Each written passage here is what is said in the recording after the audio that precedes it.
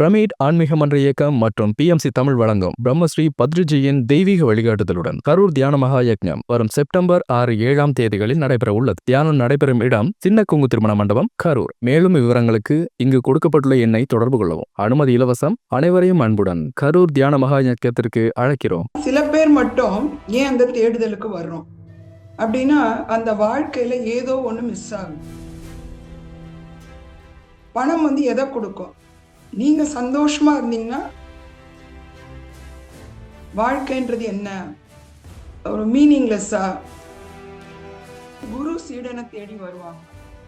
அப்படி வந்தா நம்மளோட இயல்பு எப்படி பணம் நம்மளோட இயல்பு எடுத்துக்குதோ, பக்கம் இல்லாதது முடிவும் இல்லாதது, அந்த மாதிரி அனாதா சூன்யம் தான் அந்த நிலைன்றோம்.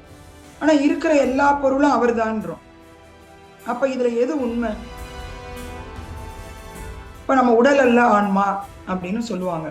எல்லா குருவும் சொல்றாங்க நம்ம உடல் அல்ல ஆன்மா. உங்களுக்கு ஃபீல் ஆச்சா?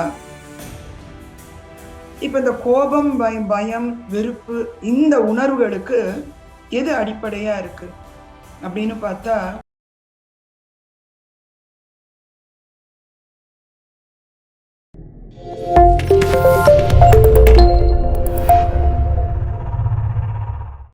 இணைந்துள்ள அத்தனை ஆன்ம உள்ளங்களுக்கும் என் பணிவான வணக்கம். இன்னைக்கு குருவின் பரிமாணங்கள் அப்படிங்கிற ஒரு தலைப்புல பேசணும்னு வந்திருக்கேன். குருங்கிறது நம்ம எப்ப தேடுறோம், குருன்றது நம்ம வாழ்க்கையில எப்ப தேவைப்படுறாரு அப்படின்னு தோணும் போது நிறைய பேர் வாழ்ந்துட்டு தான் இருக்காங்க. இந்த பாதை இல்ல, எல்லாருக்கும் ஒரு பாதை இருக்கு. எல்லாரும் வாழ்ந்துட்டு தான் இருக்காங்க, யாரும் வாழாமலாம் இல்லை. ஆனா சில பேர் மட்டும் ஏன் அந்த தேடுதலுக்கு வர்றோம் அப்படின்னா, அந்த வாழ்க்கையில ஏதோ ஒண்ணு மிஸ் ஆகும். பணத்தால சந்தோஷம் அப்படின்னு நினைக்கிறோம். அதை பத்தி நிறைய குருமார்கள் நிறைய விஷயம் சொல்லியிருக்காங்க. பணம் எதை கொடுக்கும்? நீங்க சந்தோஷமா இருந்தீங்கன்னா அது சந்தோஷத்தை தரும்.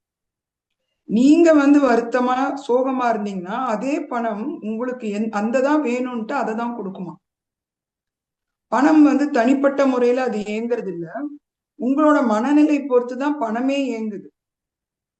நம்ம மெயினா எல்லாருமே பணத்தை தான் மையமா வச்சு இயங்குறோம்னு நினைக்கிறோம்.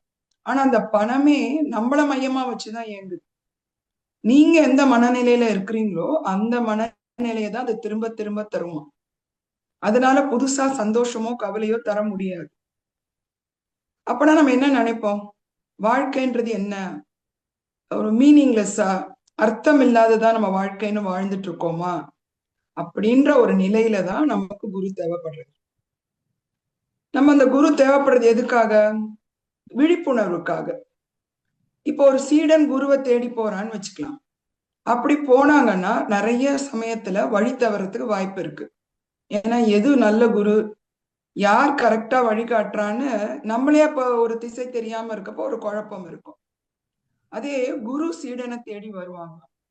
அப்படி வந்தா நம்மளோட இயல்பு எப்படி பணம் நம்மளோட இயல்பு எடுத்துக்குதோ, நம்ம எந்த இயல்புல இருக்கோமோ அந்த ஃப்ரீக்வன்சிக்கு உள்ள குரு நம்ம கூட அட்ராக்ட் ஆவாங்க.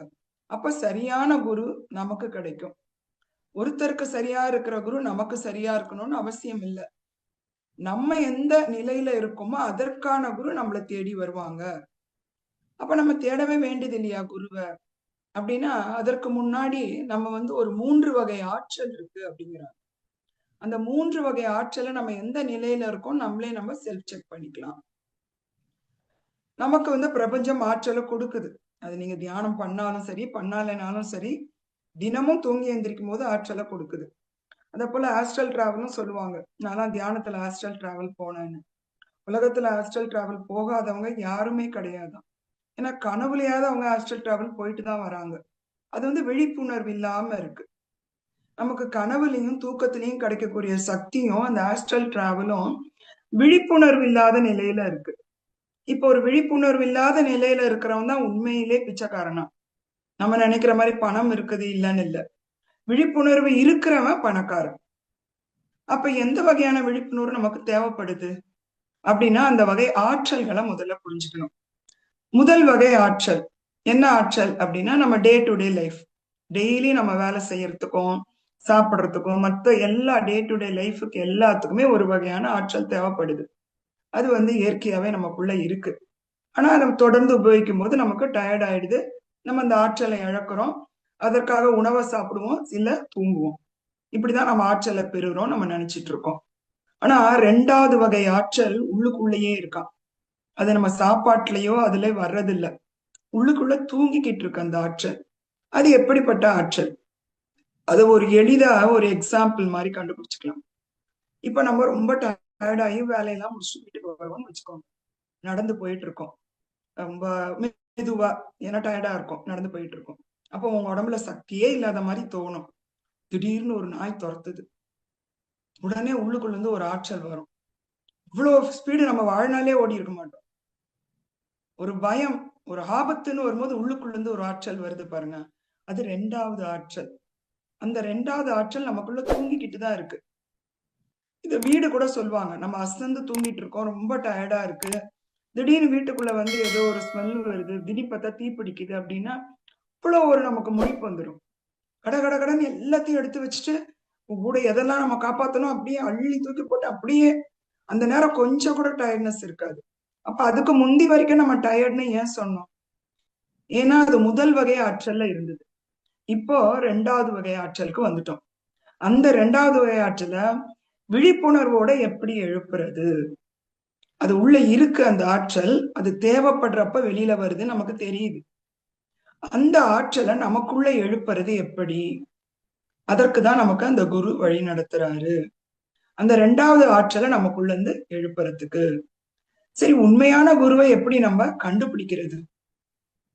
இப்போ ஒரு குரு நம்மளை தேடி வராருன்னே வச்சுப்போம்.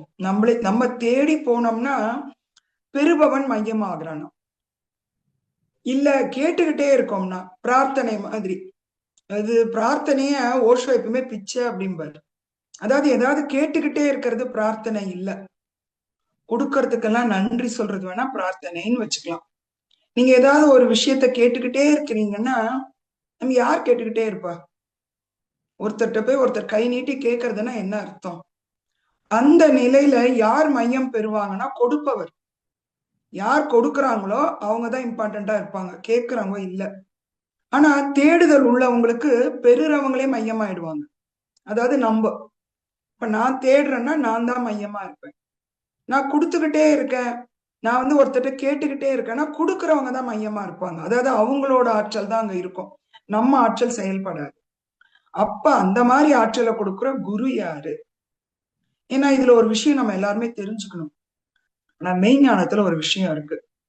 ஒருத்தர் தியானம் பண்ணி ஒருத்தரோட அனுபவம் வருதுன்னா அதை நம்மளால ஒண்ணும் பண்ண முடியாது. விஞ்ஞானிகளுக்கு ஒருத்தர் தோள் மேல ஒருத்தர் தோள் நின்னு உயர முடியுமா? ஆனா மெய்ஞானத்துல அப்படி இல்ல. இன்னொருத்தர் சத்தியம் உங்களுதா இருக்காது. அப்ப எப்படி நம்ம ஒரு தோள் மேல ஏற முடியும்? அப்ப அங்க குருவோட அவசியம் இன்னும் எவ்வளவு தேவைன்னு நமக்கு தெரியுது. அந்த குரு எப்படிப்பட்ட குருவா இருக்கணும்? அந்த குரு சத்தியத்தை வழங்குறாருன்னா எப்படிப்பட்ட சத்தியமா இருக்கணும்? எப்படிப்பட்ட சத்தியமா இருக்கணும்னா அவரோட கருத்துக்களை, அவரோட ஐடியாலஜி உங்களுக்குள்ள செதுக்குற ஒரு குருவா இருக்கக்கூடாது. ஒரு விஞ்ஞானி மாதிரி தன்னோட கண்டுபிடிப்பை உங்களுக்கு கொடுக்க கூடாது. அது உங்க கண்டுபிடிப்பா இருக்காது. அந்த கண்டுபிடிப்பை எப்படி பண்ணலாம், இதுதான் வழி, நான் இந்த முறையில போனேன்னு வேணா அவர் சொல்ல முடியுமே தவிர வேற எந்த வகையில உங்களுக்கு கைட் பண்ண முடியாது. அப்படி இருக்கிறவர் தான் உண்மையான குருவாவும் இருப்பாங்களாம். என்ன இப்ப அந்த குரு என்னதான் சொல்லுவாரு அப்படின்னா, எந்த வகையில விழிப்புணர்வு கொண்டு வர முடியும், எந்த வகையில உன் ஆற்றலை வெளிக்கொண்டு வர முடியும்னு சொல்லுவாங்களே தவிர இந்த எக்ஸ்பீரியன்ஸ்னால நீ அதுல இருந்து பாடம் கத்துக்கலாம்னு அவரோட எக்ஸ்பீரியன்ஸ சொல்ல மாட்டாங்க. அந்த எக்ஸ்பீரியன்ஸ்னால நமக்கு பாடம் கிடைக்காது. அப்போ ஒரு கல்லா நம்மளே செதுக்கிக்கிற ஒரு ஆயுதத்தை கொடுக்கறவங்க தான் உண்மையான குரு. அவங்க செதுக்குற கல்லா நம்மள மாத்திட்டாங்க அப்படின்னா கடைசி வரைக்கும் நமக்கான ஞானம் இருக்காது. அது கிளிப்பிள்ளை மாதிரி அடுத்தவங்க சொல்ற ஞானத்தை நம்ம சொல்லிக்கிட்டு தான் இருப்போம். புத்தர் கூட சீடர்கள்ல நிறைய பேர் அவர் கூட இருந்தாங்க. முக்கியமான 12 சீடர்கள் இருப்பாங்கன்னு சொல்லுவாங்க. அந்த சீடர்கள்ல எல்லாருமே ஞானம் அடைஞ்சாங்களாம். ஆனா ஆனந்தர் மட்டும் ஞானம் அடையல. ஏன்னா எல்லாரும் அது எப்படி ஒரு ஒரு எக்ஸாம்பிளோட சொல்றாங்க அப்படின்னா, வலையை எடுத்துட்டு மீனை பிடிப்போம். அந்த வலையை போட்டு மீனை பிடிப்போம். எது கிடைச்சிருச்சுன்னு. இப்ப எது நமக்கு அதுல கிடைக்கணும்? மீன் கிடைச்சிடணும். அப்ப எதை விட்டுறணும்? வலைய விட்டுறணும். ஆனா ஆனந்தர் வலையும் சேர்த்து பிடிச்சுக்கிட்டே இருந்தாராம். அதாவது இந்த சுட்டி காட்டுற விரலை பாக்குற மாதிரி அந்த வழிமுறையும் சேர்த்து பிடிச்சுக்கிட்டே இருந்தாங்கன்னா அவங்களால அந்த தேடக்கூடிய பொருளை அடைய முடியாது. அப்ப சீடருக்கும் ஒரு நிலை வேணும், குருக்கும் அந்த நிலை இருக்கா அப்படிங்கிறத புரிஞ்சுக்கிறதுக்காக நமக்கு ஒரு விழிப்புணர்வு வேணும். அதனால அவங்க ஞானம் நம்ம ஞானம் கிடையாதுன்றதுல நம்ம தெளிவா இருந்துடணும். நிறைய தகவலை கேட்கலாம். அந்த தகவல் மூலமா குருவோட பரிமாணங்கள் வெளிப்படும். இதுதான் எனக்கு அங்க பரிமாணங்கள்னு தோணுச்சு. பரிமாணங்கள்னா என்ன? ஒரு வைரம் போல ஒரு பக்கம் பட்டை தீட்டினா இன்னொரு பக்கம் பட்டை தீட்டும் போது இன்னொரு ஒளி வரும். அந்த மாதிரி ஒவ்வொரு குரு கிட்டையும் ஒரு பரிமாணங்கள் இருக்கு. எல்லாத்தையும் போய் கத்துக்கணும் தான் நம்ம பத்ரிஜி அடிக்கடி சொல்வாரு, ஒரு குரு கிட்ட நிக்காதீங்க. ஏன்னா அது உங்களோட கருத்தா இருக்காது. எங்க உங்களுக்கு அங்க டச் ஆகுதோ அந்த குருவை கூட ஃபுல்லா ஃபாலோ பண்ணணும்னு அவசியம் இல்லை. நம்ம போற வரைக்குமே நிறைய குருமார்கள் கிட்ட இருந்து கருத்துக்களை கேட்டுக்கிட்டே இருக்கணும். எந்த கருத்து நமக்குள்ள மாற்றத்தை ஏற்படுத்துது, நம்ம அதனால ஒரு மாற்றம் அடைஞ்சு நமக்குள்ள உண்மையிலே ஒரு கருத்து உருவாகும். அவங்க சொல்றது இல்லாம நமக்குள்ள ஒரு கருத்து உருவாகும் போதுதான் அந்த சீட நிலையிலிருந்து குரு நண்பரா ஆவார். இல்லைன்னா குரு உரிமையாளர் ஆவார், சீடன் அடிமையாயிடுவாங்க. அப்படி ஒரு அடிமை தத்துவத்துல இருந்தா நம்மளால விழிப்புணர்வு முழுசா பெற முடியாது. அப்ப அந்த விழிப்புணர்வு சத்தியத்தை கிடைக்கணும்னா குருவோட பரிமாணங்களை தெரிஞ்சுக்கணும். சில நல்ல உண்மையான குருமார்கள் கூட சில பேருக்கு சில ஆன்சர் சொல்லுவாங்க, இல்ல அதே கேள்விக்கு பலவிதமான ஆன்சரை சொல்லுவாங்க. ஏன்னா உண்மை மாறாதது கிடையாது, சத்தியம் மாறாததுதான். ஆனா அந்த சத்தியத்துக்கான வெளிப்படுத்துதல் ஒவ்வொரு முறையும் மாறும். இது எப்படி எடுத்துக்கலாம் அப்படின்னா, எல்லாத்திலையும் இறைவன் இருக்காரு, ஆனா இறைவன் ஒன்றுமில்லாத தன்மை. புத்தர் சொல்வார் இல்லையா, அனாதா. நம்ம ஆத்மா நம்ம சொல்றோம், புத்தரோட கோட்பாடுல என்ன வரும்னா அனாதான்னு வரும். அனாதை நம்ம யார சொல்றோம்? அம்மா அப்பா இல்லாதவங்க. அதாவது அதுக்கு தொடக்கம் இல்லாதது, முடிவும் இல்லாதது. அந்த மாதிரி அனாதா, சூன்யம். சூன்யம் தான் அந்த நிலைன்றோம். ஆனா இருக்கிற எல்லா பொருளும் அவர் தான்றோம். அப்ப இதுல எது உண்மை? ரெண்டுமே உண்மைதான். சூன்யமும் உண்மைதான், எல்லா பொருளும் நிறைஞ்சிருக்கிறதும் உண்மைதான். அப்படின்னா அந்த குரு சொல்ற விதம், எந்த நேரத்துல எதை சொல்றாங்க, அதை உள்வாங்கிற படிநிலை நமக்கு இருக்கா? அன்னைக்கு இதை சொல்லிட்டாங்க, அதையே நம்ம பிடிச்சிட்டு இருக்கிறதுன்னு அவசியம் இல்லை. அந்த டைம்ல அந்த ஒரு சூழ்நிலையில அந்த ஒரு சீடருக்கு தேவைப்படுறத அவங்க சொல்லியிருக்கலாம். நமக்கே ஒரு புக்கை படிக்கிறோம், அந்த புக்ல நிறைய கருத்துக்கள் புரியுற மாதிரி இருக்கும், புரியுற மாதிரிதான். ஏன்னா நானும் நிறைய அனுபவம் இருக்கு, எனக்கு நல்லா புரிஞ்ச மாதிரி ஒரு ஃபீலிங் இருக்கும். அதுவே கொஞ்ச நாள் கழிச்சு பார்த்தோம்னா இது இல்லையே, இதுல வேற ஒரு கருத்து. புத்தகம் மாறல, ஆனா நம்மளோட புரிதல் மாறுது. அந்த மாதிரிதான் நம்ம அந்த குரு சீட தத்துவத்துல குருவோட பரிமாணங்களை நிறைய பார்த்துக்கிட்டே வருவோம். அதனால எதுலயும் நம்ம நிக்கணும்னு அவசியம் இல்லை. இப்ப நம்ம உடல் அல்ல ஆன்மா அப்படின்னு சொல்லுவாங்க. எல்லா குருவும் சொல்றாங்க நம்ம உடல் அல்ல ஆன்மா. உங்களுக்கு ஃபீல் ஆச்சா? நீங்க உடல் அல்லன்றத நல்லா புரிஞ்சுக்கிட்டீங்களா? உடல் அல்ல என்ன? நமக்கு நிறைய வலிகள் இருக்கு, வியாதிகள் இருக்கு. ஏன் வருது தெரியல. எல்லாத்தையும் கர்மால கொண்டு வர முடியுமா? எனக்கு தெரிஞ்சு நான் அப்படிதான் சொல்லுவேன். எல்லாத்தையும் நான் கர்மால கொண்டு வரணும்னு அவசியம் கிடையாது. பாவம் ஏதோ பண்ணிருக்கோம், நம்ம போன ஜென்மத்துல பண்ணிருக்கோம், அந்த கர்மம் அனுபவிக்கதான்லாம் அந்த ஆன்மா முடிவு பண்ணணும்னு தோணல. அதுக்கு ஒரு அனுபவத்துக்காக கூட எடுத்துட்டு வரும். இப்போ ஒரு கண்ணு இல்லாதவன் எதுக்கு கண்ணு இல்லாம பிறந்திருப்பான்? ஒருவேளை அவன் போன ஜென்மத்துல ஏதாவது பண்ணிருப்பானோ நம்ம சொல்லிடுறோம் அவ்வளவு எளிதா. அப்படிலாம் ஒண்ணும் அவசியம் இல்லை. இப்ப கண்ணு இருக்கிறவங்களே சில பேர் கண்ணை கட்டிக்கிட்டு வேலை பார்ப்பாங்க. எதற்காக? அந்த கண்ணை எதுக்காக அவங்க கட்டணும்?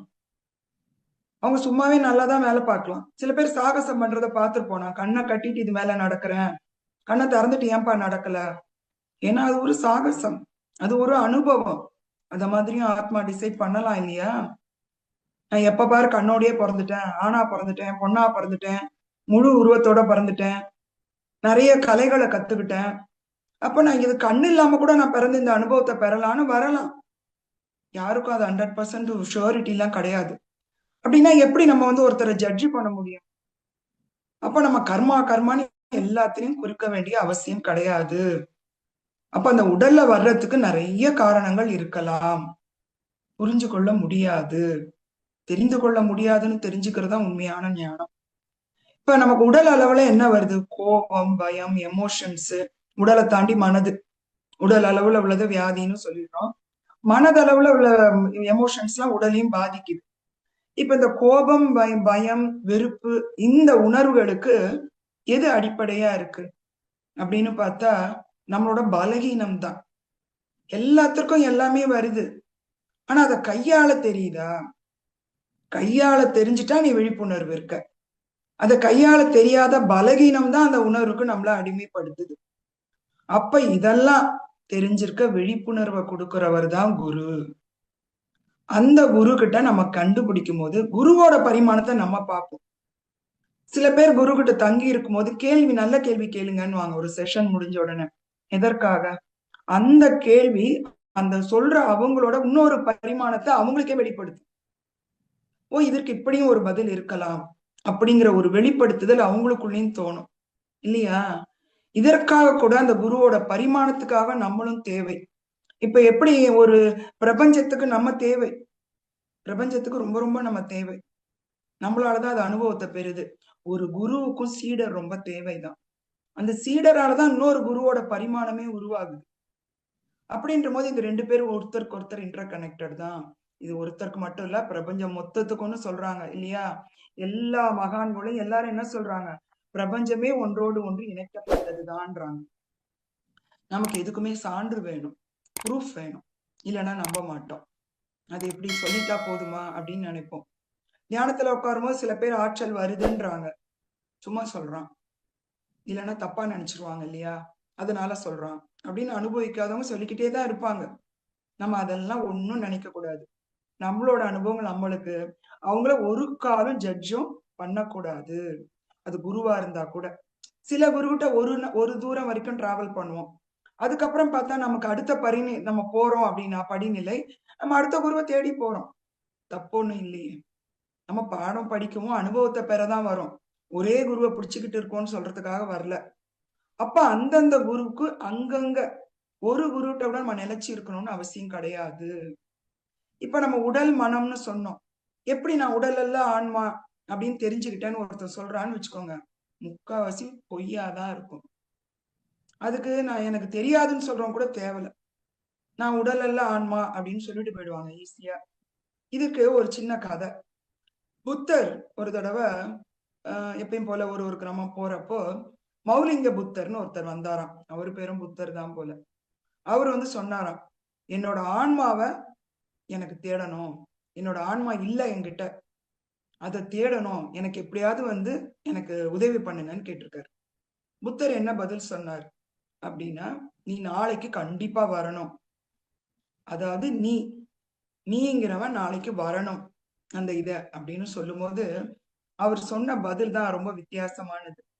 மௌலிங்க புத்தர் என்ன சொன்னாருன்னா, நான் வருவேன் எப்படி நானே ஒரு உறுதிமொழி கொடுக்க முடியும்? நான் தான் இல்லையே அங்க. அந்த நானை தான் நான் தேடிட்டு இருக்கேன். நானை தேடிட்டு இருக்கேன். என்ன போய் நான் வருவேன்னு எப்படி என்ன சொல்ல சொல்றீங்க அப்படின்னு பதில் சொன்னாராம். அப்ப புத்தர் சொன்னாராம், ஒருவேளை நீ வருவேன்னு சொல்லியிருந்தா நான் உன்னை வர சொல்லியிருக்க மாட்டேன். இந்த பதில சொன்ன பிறகு நீ உண்மையிலே புரிதலுக்குள்ள இருக்கன்னு எனக்கு புரியுது. நான் வருவேன், நான் செய்வேன் உறுதிமொழி உன்னால கொடுக்க முடியல அப்படின்னா, அதாவது நான்ன்றது நான் இல்லைன்றதை நீ புரிஞ்சு வச்சிருக்க. அங்கதான் நான் யாருன்ற ரமணரோட கருத்தும் வருது இல்லையா? ரமணர் கூட வேடிக்கையா ஒண்ணு சொல்லியிருக்காரு. அதாவது நம்ம நினைப்போம், நம்ம கண்களால பாக்குறோம், காதுகளால கேட்கிறோம் அப்படின்னு நினைப்போம். அப்ப அவர் சொன்னாராம், கண்ணுதான் பாக்குதுன்னு நீங்க நினைக்கிறீங்களா? ரமணர் சொன்னாராம், கண்ணுதான் பாக்குதுன்னா ஏன் பிணத்தோட கண் பார்க்கல? பிணத்துக்கும் தான் கண்ணு இருக்கு. அப்ப பிணத்தோட கண் ஏன் பார்க்கல? அப்ப கண்ணுக்கு பின்னாடி யாரோ இருந்து பார்த்துட்டு இருந்திருக்காங்க இவ்வளவு நேரம். அப்ப கண்ணு பார்க்கல இல்லையா? இதே போலதான் நமக்குள்ள இயங்குற அத்தனை செயல்களுக்கும் பின்னாடி யாரோ இயக்குறாங்க அப்படிங்கறதான் ஃபர்ஸ்ட் விட்னஸ். இன்னும் இருக்கு படிநிலைகள். அந்த ஃபர்ஸ்ட் விட்னஸ் என்ன அப்படின்னா, இயக்குறது யாரோ. நான் இல்ல அப்படிங்கிற உணர்வு வரும் பொழுது நமக்கு இந்த பந்தங்கள், பற்றற்ற வாழ்வுன்றாங்க இல்லையா, அது நமக்கு புரிய ஆரம்பிக்கும்.